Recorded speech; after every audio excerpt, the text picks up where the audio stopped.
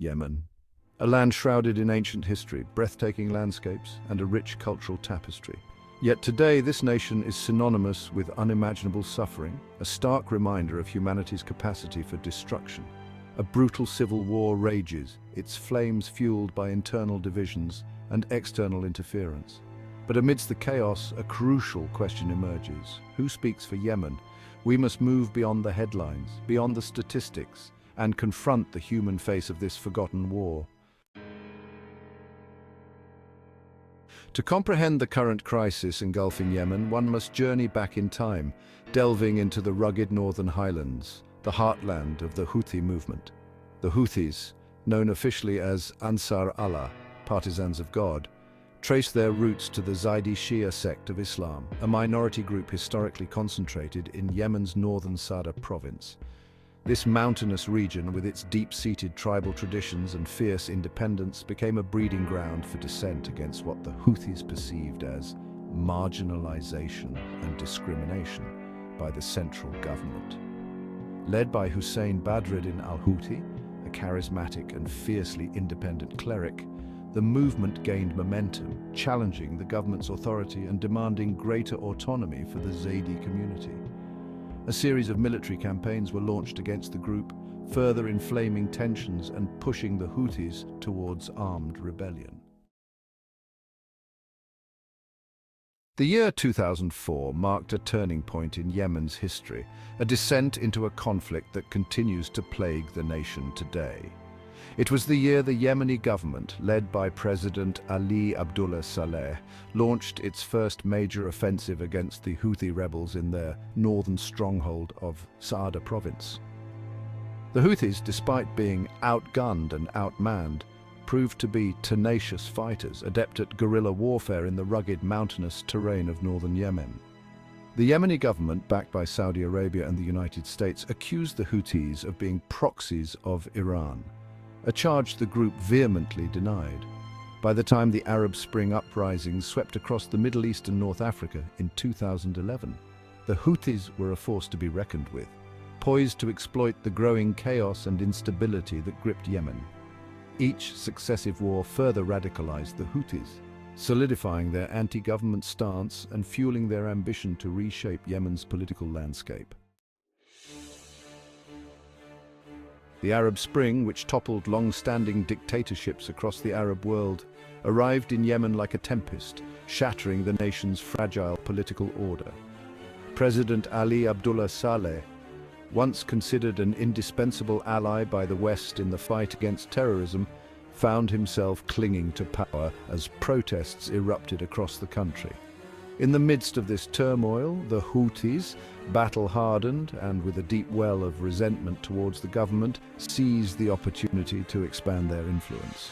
By 2014, the Houthi Saleh forces had captured vast swathes of territory, including the capital Sana'a, forcing President Hadi to flee the country.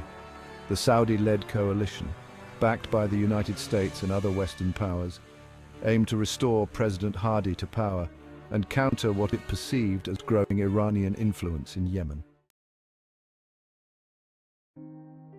Beyond the bombs, the human cost of Yemen's forgotten war is immense.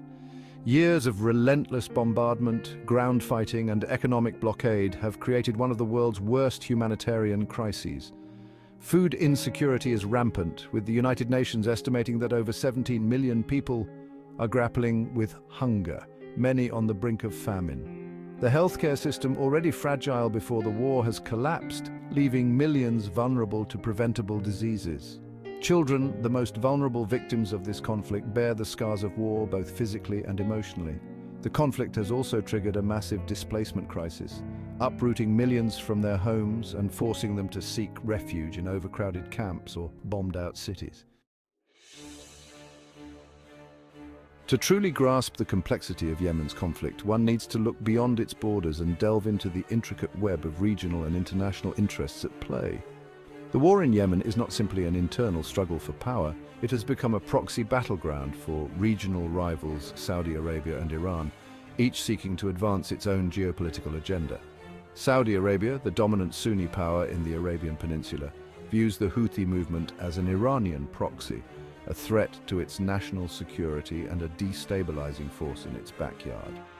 Iran, for its part, denies directly supporting the Houthis militarily, but acknowledges providing political and humanitarian assistance. This regional power struggle has had devastating consequences for Yemen, transforming a local conflict into a proxy war fueled by external actors. The war in Yemen, far from being a localized conflict, has far-reaching implications for the entire Middle East and beyond. The conflict has exacerbated regional tensions, fueled sectarianism, destabilized the Arabian Peninsula, and created a breeding ground for extremist groups like Al-Qaeda and ISIS to flourish.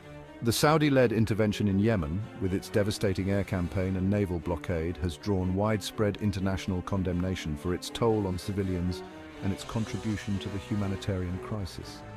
The conflict has also strained relations between Saudi Arabia and its Western allies, particularly the United States, which has faced growing pressure to end its support for the Saudi-led coalition.